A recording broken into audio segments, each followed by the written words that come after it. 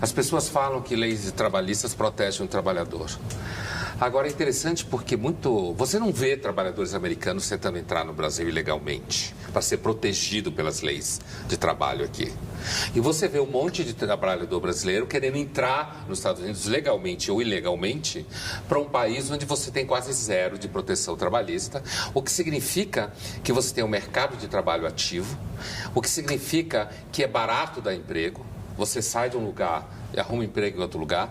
Então, eu acho essa discussão uma discussão, não é que eu acho ela evidente, não é que eu não acho que exista sofrimento num processo como esse, não é que eu acho que, de repente, você acorda no dia seguinte com uma economia em que você tem mais opção de emprego, mas eu sempre me pergunto, afinal de contas, por que que os americanos não fogem para se empregar em países que têm leis trabalhistas e esses países que têm leis trabalhistas, as pessoas fogem para os Estados Unidos para um lugar onde não tem leis trabalhistas dessa forma? Porque é um argumento clássico de que essas leis trabalhistas, elas supostamente protegem o empregado, mas o que elas protegem com certeza é um grupo de advogados que ganham um dinheiro enorme com um passivo trabalhista, toda uma máquina estatal, judiciária, em que você tem pessoas que constroem a vida inteira e a garantia de emprego no fato que existe lei trabalhista. No mínimo, deveria haver justiça comum para a relação de trabalho, e não uma justiça diferente como essa. Você veja que, pelo menos do meu ponto de vista, já tive chance de falar para encontros de juízes trabalhistas, grande parte deles se acham salvadores da pátria, tem um viés ideológico muito claro, estatista, que tende a demonizar a relação de empregado e empregador. Então, apesar de que eu não acho que o processo é uma coisa tipo lindo, amanhã a gente vai acordar bem, eu acho que há talvez razoáveis indícios no sentido de dizer que é necessário algum tipo de modernização, e a pergunta dos Estados Unidos permanece: por que que brasileiros que têm proteção trabalhista fogem para os Estados Unidos, legal e ilegalmente, e por que que não tem nenhum americano tentando entrar no Brasil para usufruir da proteção das leis trabalhistas? Olha aqui, o William Germano, trabalho intermitente no Brasil igual legalização da escravidão. O Rogério Riso, o que gera emprego é a demanda e economia estável, além do crédito barato para investimento. Nada tem a ver com CLT. Karnal. A CLT de 43, ela é um recurso do Estado Novo para cooptar a classe trabalhadora, para controlar a classe trabalhadora, e ela já era tão centralizada e tão autoritária que, quando os militares tomaram o poder em 64, interferiram na Constituição de 46, quebraram a Constituição, criaram uma nova Constituição, mas a CLT, com raros detalhes, ficou incólume, porque ela já era suficientemente controladora de sindicatos, suficientemente autoritária.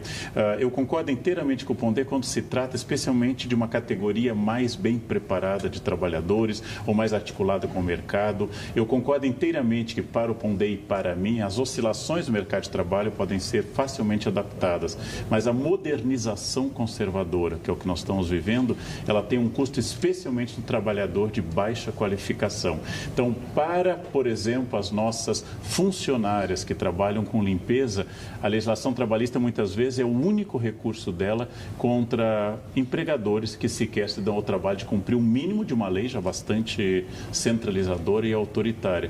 Então, é uma transição, essa transição é difícil.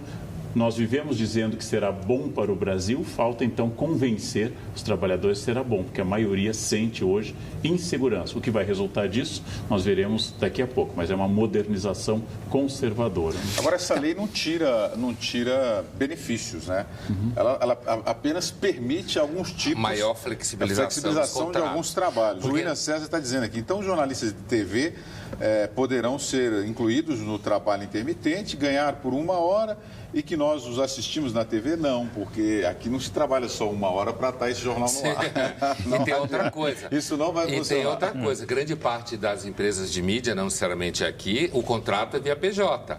Mas muitas vezes você tem um trabalho em casa. É possível. Sim. Tem várias áreas, diversas áreas, você pode trabalhar em casa. E isso não era regulamentado pela CLT. Né? E no caso de trabalhador doméstico e tal, o que acontece?